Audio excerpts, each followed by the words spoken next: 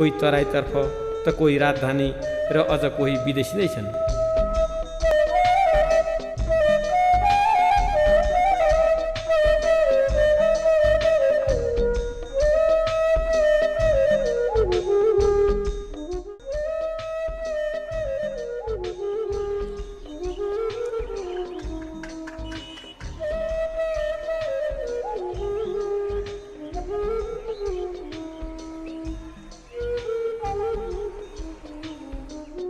आफ्नो नाल गाडिएको ठाउँ, आफ्नो जन्मस्थान, आफ्नै पैतृक स्थल यसरी उजाड, उदास र खण्डहरूमा परिणत हुँदा ती बुढी आमा आफ्ना सन्तानको मायामा कति तडपिरहेकी होलिन्। हाम्रो प्रत्यागमनमा उनले कति बाटो पुरिरहेकी होलिन्, कहिले हामीले सोचेका छौँ? यिनै विविध विषयवस्तुहरूले बारम्बार आफूलाई चिमटिरहेको हुँदा खोटाङका मार्सेली रेग्मीहरूको थाँतथलोको दृश्य मार्फत जानकारी गराउने उद्देश्य हामीले राख्नु परेको हो।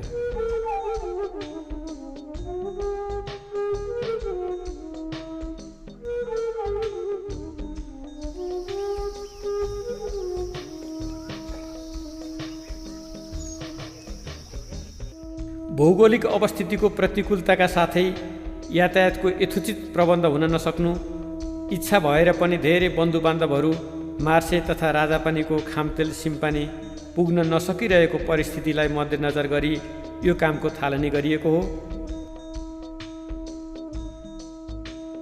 अझ कतिपय हाम्रा फुपू दिदीबहिनीहरू र छोरीचेलीहरू जो त्यहीँ हुर्के बढे र आफ्ना घर गए। मार्सेमा अहिले एकजना पनि आफ्ना माइतीहरू छैनन्। अब कुन नाताले त्यहाँ पुग्ने?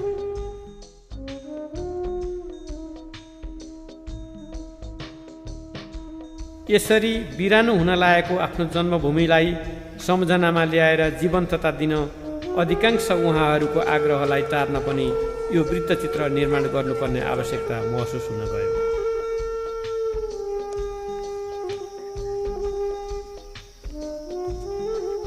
छुङछुङेको बरपिपलको चौतारो, दिनुवा जाने बाटोको दोकाने चौतारो हुँदै थुम्की माथिको बाटो दो बाटो हुँदै हामी मार्सेको चिउरीबोटेमा पुगी आज विश्राम लिँदैछौँ।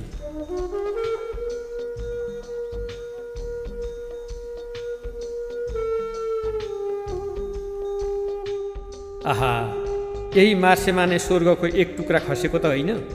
हेर्नुहोस् त, यहाँबाट घामको पहिलो झुल्काको राताम्य हिमालका उच्च टाकुराहरू कति राम्रो देखिएको। यता मुसरी डाँडाको घामको दृश्य पनि कम लोभलाग्दो छैन। चारतले खेतमा पहेँलपुर धानका लहलहाउँदा बालीहरू लटरम्म फलेका छन्। त्यस्तै सुन्तलाका दानाहरूले घरका बगैँचाहरू पनि पहेँलपुर देखिएका छन्। यस्तो रमाइलो स्थानमा हामीहरूको पैतृक स्थल थियो। यही हाम्रा बन्धुबान्धवहरूले श्रम पसिना बगाएर गए, मिठो निद्रा सुते, राम्रो यश कीर्ति आर्जन गरेर अन्तमा यही माटोमा विलिन भए।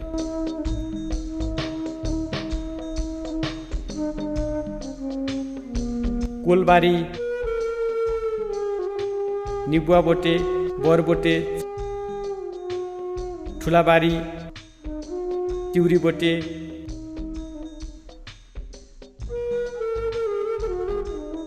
दिही, भगवती प्राथमिक विद्यालय, चारतले धारो,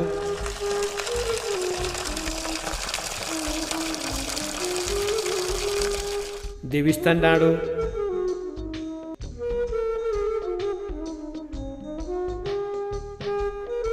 गहरी धारो,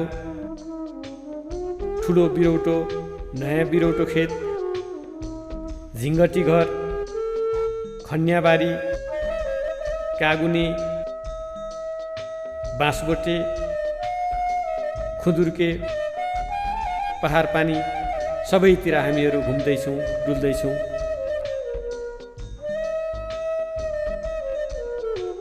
तर दुःखद कुरा, सबैतिर नीरवता छाएको छ, चकमन्न छ। कहाँ गए त्यत्रा रेग्मीहरू? खोइ पाटी पौवाहरू, खोइ मठ मन्दिरहरू। चारतलेको जगन्नाथ रेग्मीको खायलको ठुलो बारीमा 108 गाईदान गरेका स्थानहरू यिनै हुन्।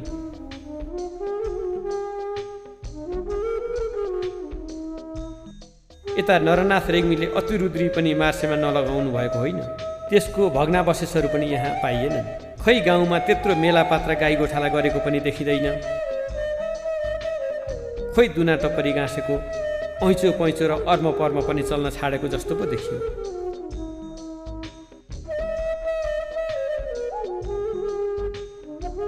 तिहार अझै सकिएको छैन क्यारे, पिङ मच्चिरहेको छ।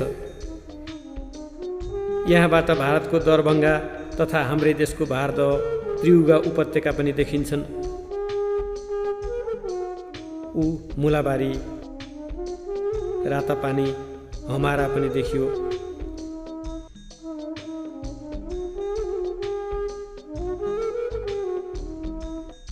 पहाडपानी स्थित यो हाम्रो गाविस भवन हो।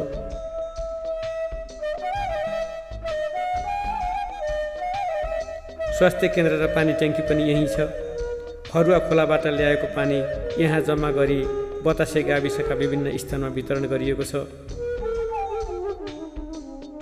यसलाई पहाडपानीको पोखरी भनिन्छ। यहाँ +2 पनि हालैदेखि सञ्चालनमा आएको छ। यस स्थानमा राई जातिले साकेला नाच्ने गर्दछन्। त्यतिखेर यहाँ ठुलो जमघट र मेलै लाग्ने गर्दछ।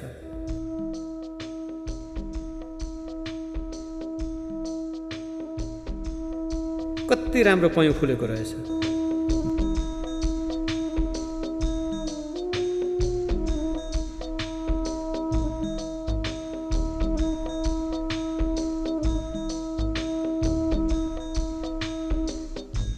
धेरै साथीहरू बन्धुबान्धवहरू भएकाले यो यात्रा औधी रमाइलो भइरहेको छ। कतै सुन्तला टिपियो खायो त कतै बोडी त कतै अम्बा। हाम्रा सहयात्री थरेन्द्र बरालजीको टिप्पणी छ, म देशका धेरै जिल्लाहरू घुमेको छु तर यहाँका जस्ता मिठा अम्बा अन्यत्र कहीँ कतै पाइनँ, उहाँ भन्नुहुन्थ्यो।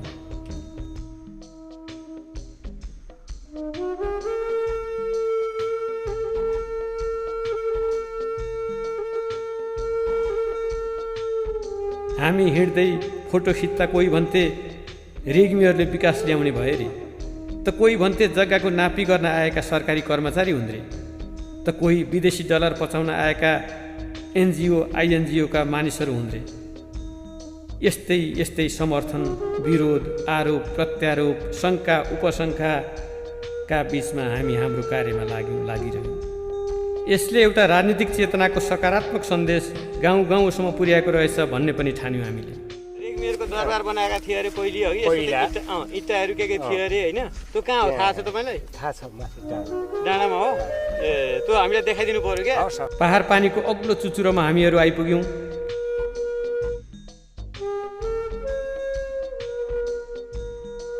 आहा, रेग्मीहरूले दरबार निर्माण गरेको ठाउँ। धन्य रूपनारायण रेग्मी, तिम्रो यो बहादुरी र उच्च व्यक्तित्वप्रति हामीहरू कृतकृत्य छौँ, धन्य छौँ। यो मुसरी डाँडामा आएपछि रूपनारायण रेग्मीको अलिकति इतिहास जान्नु आवश्यक पर्दछ। पश्चिम गुँयेलपानीबाट माधव रेग्मीले एक पुत्र शिवरामलाई लिएर खामतेल सिम्पानी गाउँमा आएपछि शिवरामका 3 भाइ छोराहरू भए। यसमध्ये जेठा रामानन्द हुन्। उनको विवाह छिमेकी गाउँ मुलाबारीका घिमिरेकी छोरीसँग भएको थियो। उनका माइला छोरा हुन् रूपनारायण रेग्मी।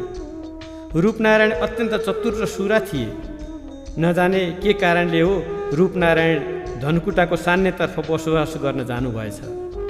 तर मुलाबारीका घिमिरेहरूले आफ्ना भानिज रूपनारायण राजनीतिज्ञ र चतुर भएका हुँदा त्यसमाथि राईहरूले वीरता जग्गालाई किपट्टो भनी दाबी गर्दा घिमिरेहरूलाई सहयोग गरी उक्त वीरता जग्गा फिर्ता गराइदिए बापत पहाडपानी घडियारी, मार्सियाबारी, तौलियाखेत, बतासा खरक भनी बकस दिएर झिकाएपछि धनकोटा छाडी उहाँ आउनुभयो।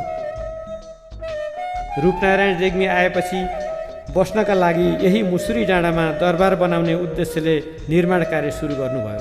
9 तले 52 ढोका भएको घर बनाउन लागेको कुरा गुरु पुरोहितहरूद्वारा उजुर पर्दा उहाँमाथि राजद्रोह गरेको ठहरी रूपनारायणलाई पेरुङ्गामा चेप्ट्याएर राजधानी ल्याउँदै गर्दा भाटबेसीमा पुर्याएपछि उहाँले हलेसीको दर्शन गर्ने इच्छा प्रकट गर्नुभएछ। हलेसी पुगी शिवलिङ्गमा टाउको राख्दै मेरा सन्तान छैनन्, मेरा दाजुभाइका सन्तानले कसैको गुरु पुरोहित बनेर जीविका चलाउनु नपरोस्, सबै जान्ने बुझ्ने बनुन्, कसैले सोध्न बुझ्न अरू कसै कहाँ जानु नपरोस् र रातद्रोही नबनुन् भनी बिदा लिनुभएछ। तर अफसोस उहाँको बाटोमा ल्याउँदा ल्याउँदै बयाको दोबनमा निधन भएको कुरा रेग्मी वंशावलीमा केदार प्रसाद रेग्मीले उल्लेख गर्नुभएको छ। अत यो यस्तो महत्त्वपूर्ण स्थल हो। यहाँ दरबारका भग्नावशेष भएका पाका राता इँटाहरू अद्यावधि पाइन्छन् भनिन्छ। माओवादी द्वन्द्वकालमा यहाँ यु आकारका बङ्करहरू थुप्रै निर्माण गरिएका रहेछन्। यो रमणीय र उच्च स्थानमा आइपुगेपछि हामीहरू चरा झैँ स्वतन्त्र भएर यताउता विचरण गरिरहेछौँ। चरा बचेरा र बाछा बाछी जस्तै भएर यताउता दौडन मन लागिरहेछ। धित मरुन्जेल हामीहरूले हाम्रै दरबारमा यस्तै क्रिया प्रतिक्रियाहरू गरिरह्यौँ।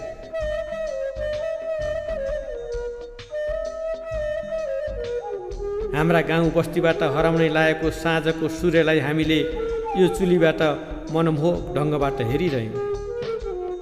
त्यति मात्र होइन, जनता माध्यमिक विद्यालय भण्डारी डाँडा, दिनुवा गाउँ, साकेला थान, सिम्पानी, पुराना गाउँ, खामतेल, पञ्चमी बजार, चुइचुमा कोमलटार जहाँ छविलाल रेग्मी बस्नुहुन्थ्यो उहाँको घर देख्यौँ। त्यहाँका रेग्मीका वीरता खेतहरू हेऱ्यौँ। ऊ पर सापतेल, छोरम्बु, नारङ्गा र याङसोलाहरू देखिँदैछन्। हाम्रा साहित्यिक मित्र विष्णु आभूषणले मलाई त्यहाँबाट डाकिरहे झैँ लाग्छ। नमन्दै हामीले कयौँ साहित्यिक सहयात्रा गरेको त्यो ठाउँ, छोरम्बुको शान्ति निमाविको प्राङ्गण हाम्रो लागि मात्र नभएर खोटाङ्गे साहित्य अझ नेपाली साहित्यको एक नयाँ आन्दोलनको बीजारोपण गरिएको स्थान देख्दा आफैलाई रमाइलो लागिरह्यो।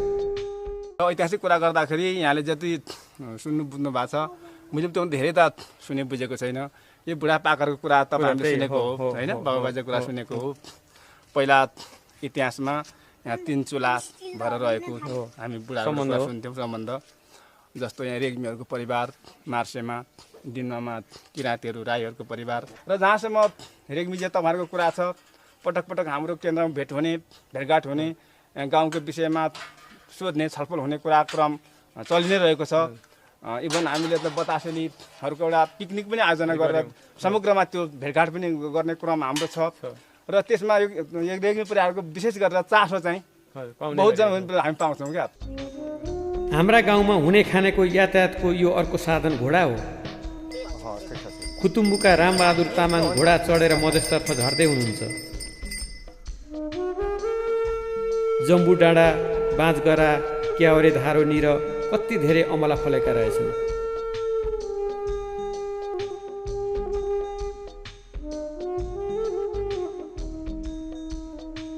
अब भण्डारी डाँडातर्फ पनि जाउँ न त एकछिन। यिनै स्कुलहरूमा पढेर आज हामी विभिन्न स्थानमा पुग्न र केही जान्न समर्थ भएका छौँ। पहिला यहीँनिर धर्मोदय प्राथमिक विद्यालय थियो भने अहिले त्यसकै केही माथि जनता माध्यमिक विद्यालय भएर सरेको छ।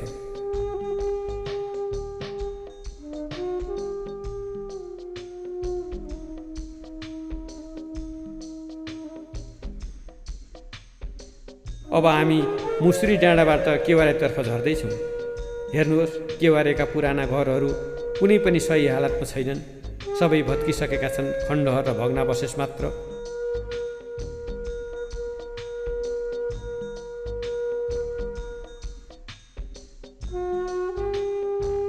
अहिले धान काट्ने बेला भएको छ। केवारे धारा मुनिका खेतमा किसानहरू धान काटिरहेको दृश्य हामीहरू हेरिरहेका छौँ।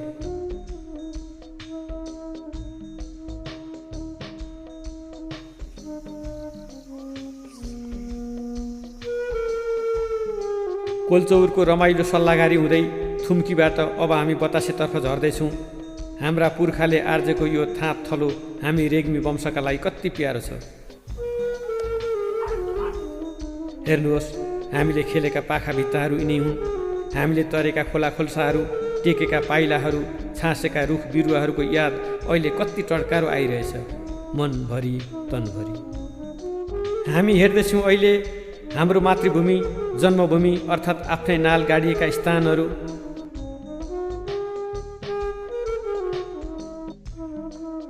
दोबाटोबाट ऊ थुम्की, आगे, नयाँगर,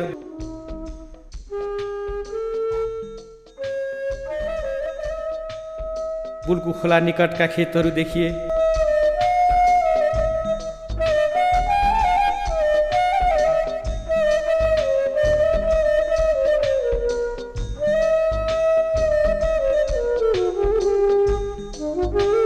त्यस्तै मूलघर, टापु, रमिते घरबारी तथा सापतेल छोरम्बु सबै निहाल्दैछौँ।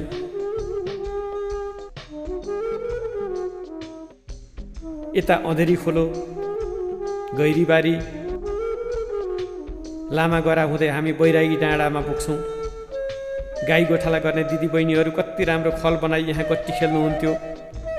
छुल्याहा हामीहरू त्यहाँ पुगेर सबै बिगारिदिन्थ्यौँ र कुटाइ खाने डरले भाग्थ्यौँ। उहाँहरू हामीलाई खेद्नुहुन्थ्यो। अलि बुढापाकाहरू यहीँ बसेर अर्कोतिर बाघचाल खेल्ने गरेको दृश्य पनि हाम्रो मानसपटलमा अझै ताजा छ। धेरै पटक हामीहरू वनभात खान यहीँ आउँथ्यौँ। अद्यापि यो क्रम यहीँ चलिरहेको छ। त्यसो त दसैँमा घर पोत्नका लागि रातो माटो लिन आउने दिदीबहिनीहरूको पनि यहाँ भिड लाग्दथ्यो।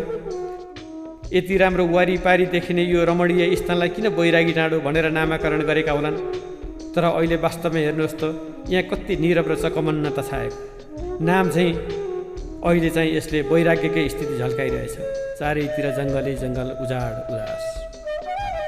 90 सालको भूकम्पमा परि मर्ने थुप्रै व्यक्तिका चिहानहरू यहाँ राखिएका छन्। यसलाई चिहाने डाँडा पनि भनिन्छ। रेग्मी परिवारका मात्र चिहानहरू यहाँ छन्। हामीहरूलाई आफ्ना आमाहरूले साँझको रातो घाममा यता आउन मनाही गर्नुहुन्थ्यो। यहाँबाट कति राम्ररी सबैतिर देखिँदो रहेछ। मार्से बतासेमा जम्मा 5वटा धारालाई प्रमुख रूपमा लिइने गरिएको छ, जसलाई उत्तर वाहिनी पञ्चधारो भनेर नामाकरण गरिन्छ। यो बतासे धारो हो, त्यस्तै दिनुवा धारो, चारतले धारो, क्यावरे धारो र कोलधारो। यसलाई निर्माण गर्ने रेग्मीहरू अहिले नभए पनि यसले आफ्नो धर्म निर्वाह गर्न छाडेको छैन। त्यसैले अनवरत यसले आफ्नो यात्रा तय गरिरहेछ। यस्तै धारा कुवाहरूले त यो ठाउँ यसरी हराभरा र रसिलो बनाइरहेको छ। पँधेरे खेत, देवाली गरे, सिन्की डाँडो,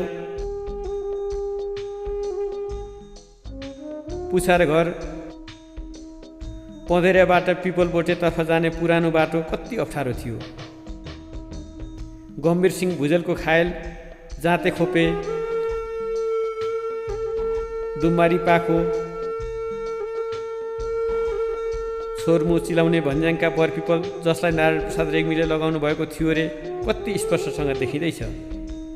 यहाँ जङ्गल धेरै बढेकाले बाँदर